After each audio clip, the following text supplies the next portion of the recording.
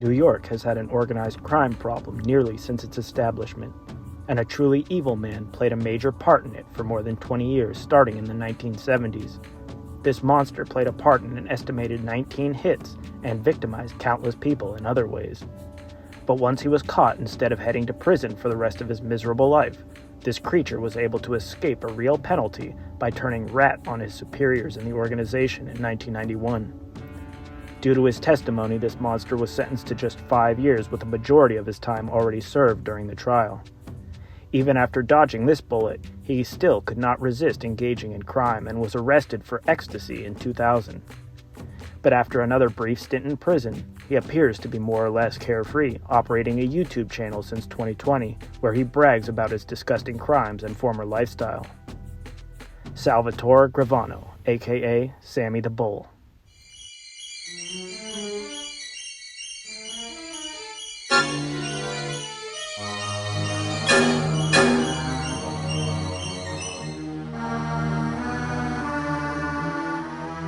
Forget about it. Salvatore was born in New York City on March 12, 1945, to Orlando and Caterina Gravano. The Sicilian family lived in Brooklyn, and Salvatore was the youngest of 4 children.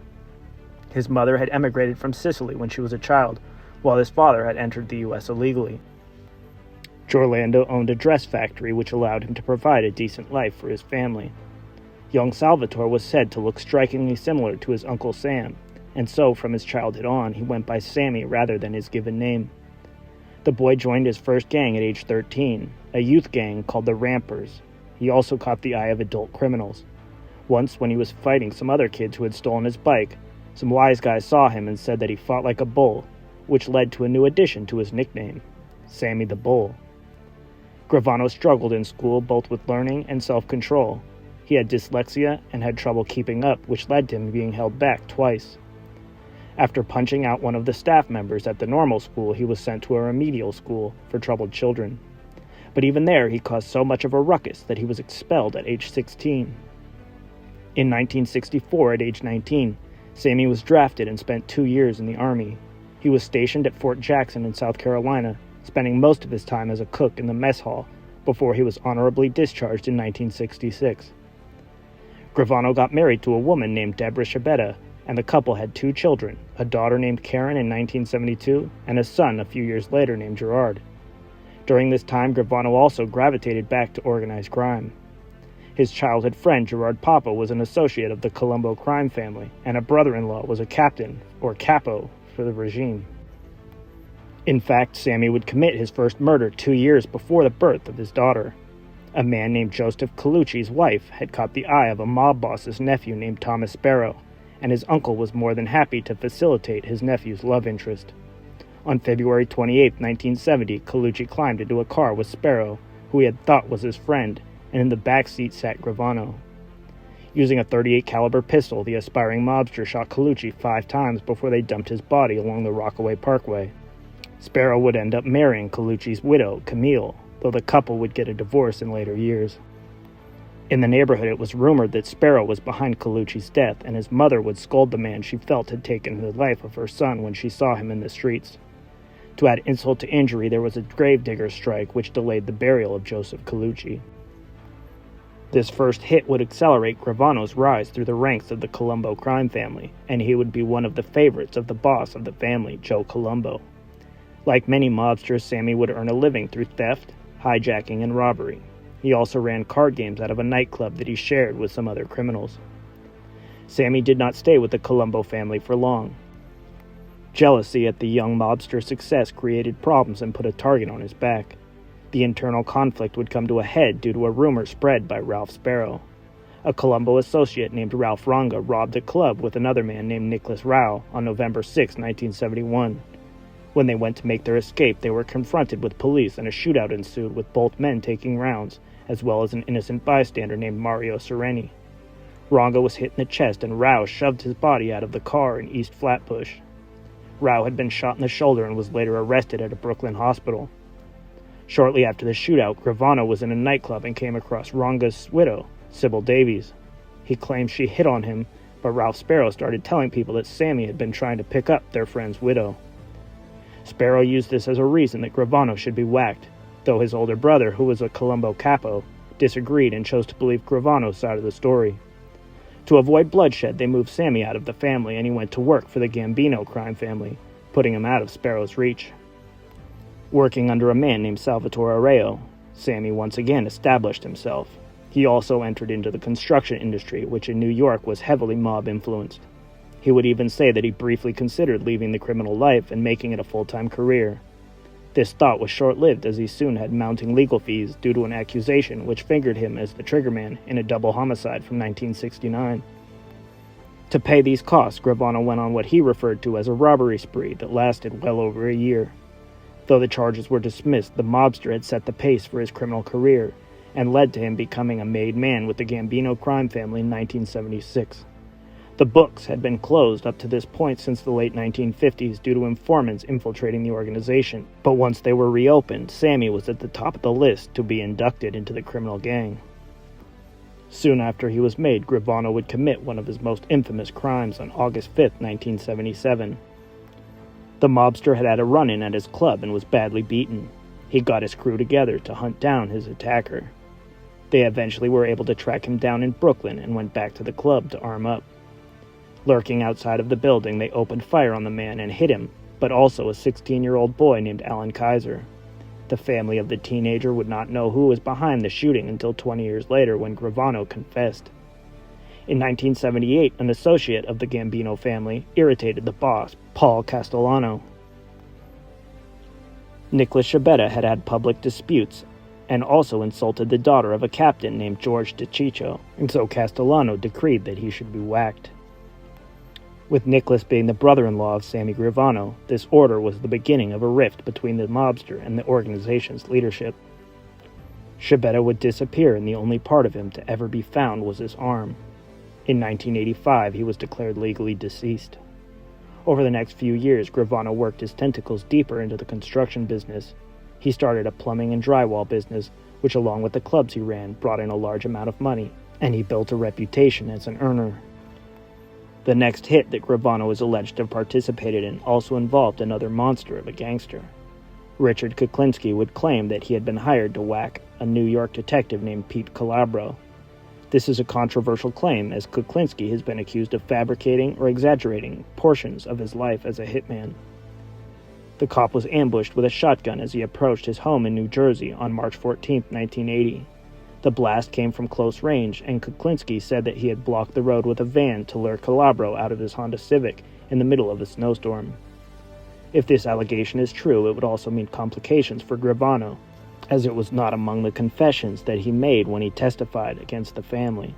Part of his plea agreement had been that he detailed every major crime that he took part in, so if Kuklinski is telling the truth, it would nullify the protection that he has from prosecution for his days as a mobster and open him up to further legal issues.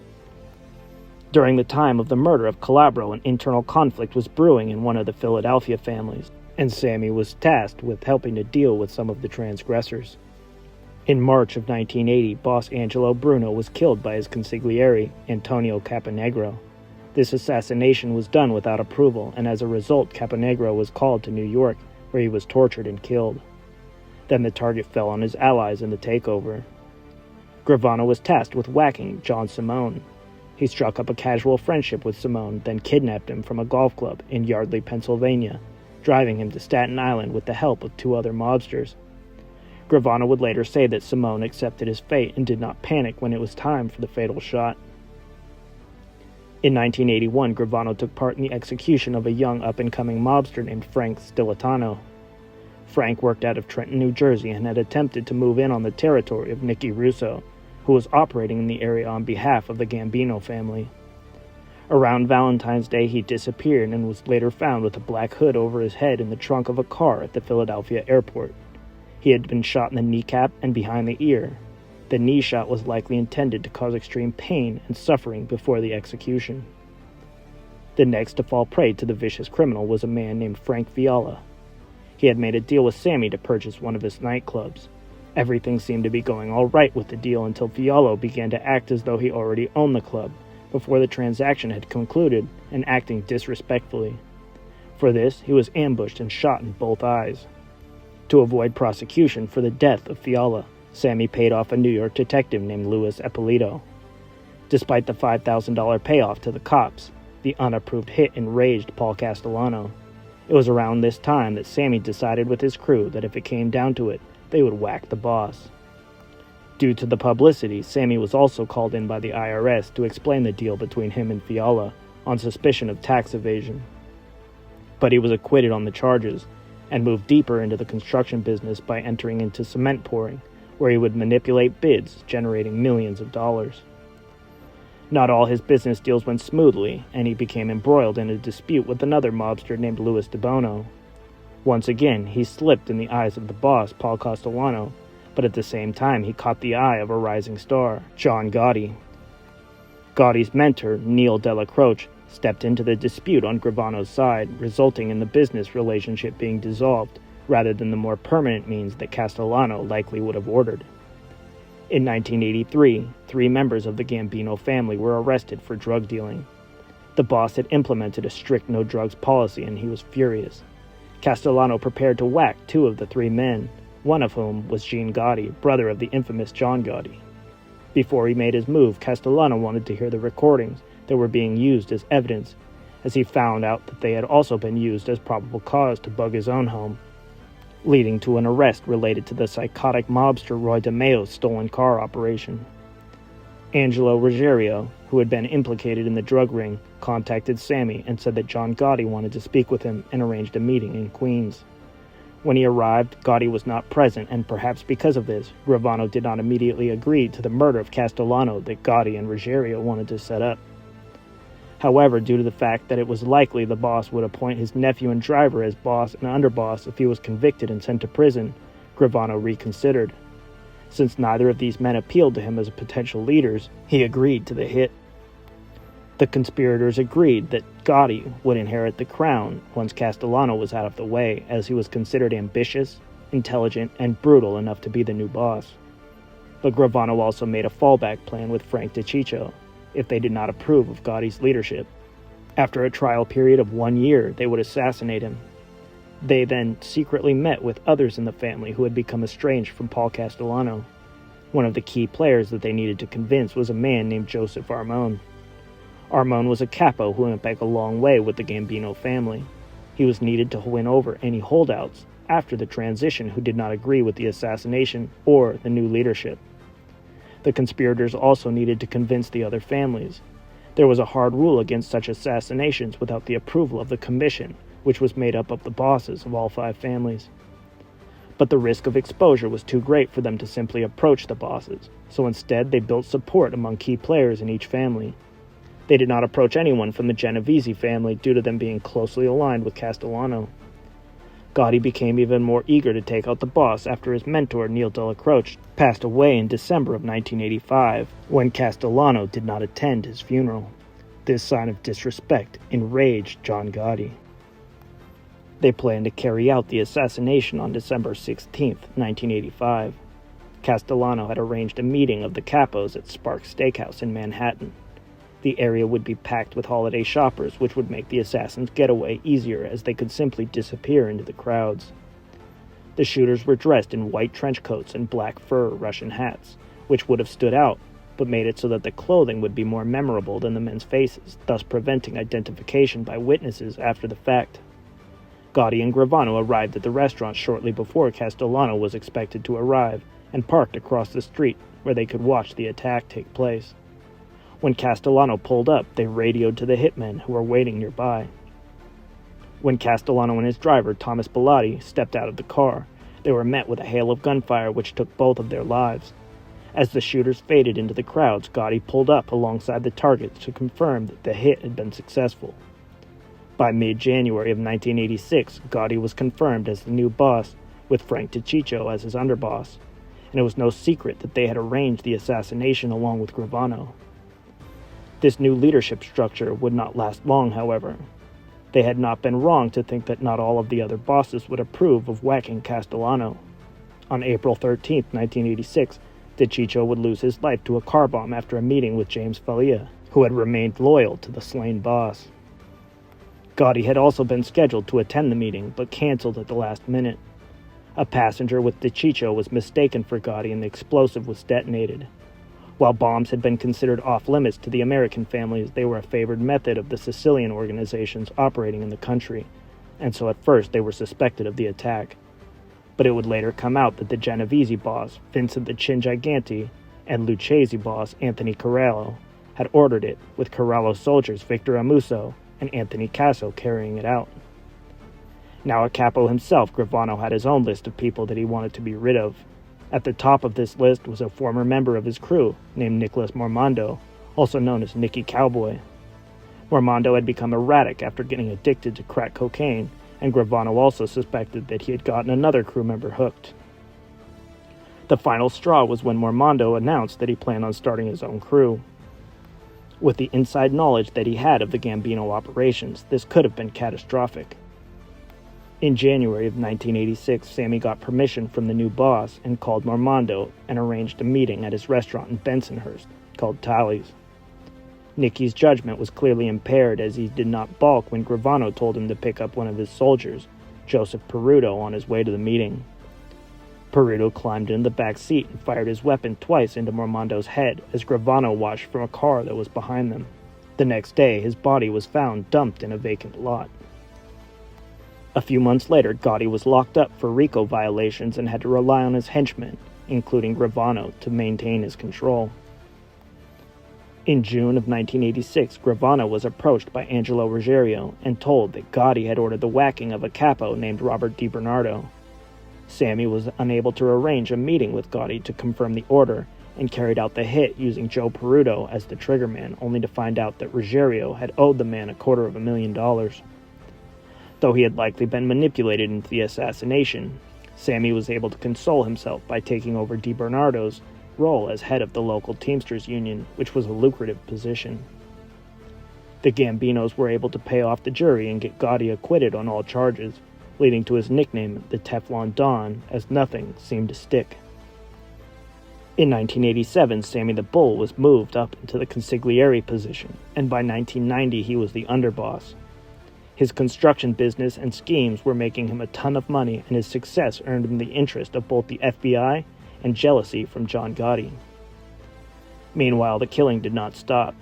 Michael DeBat was shot in 1987, possibly due to his drug addiction, which Gravano blamed on the bad influence of Mormondo.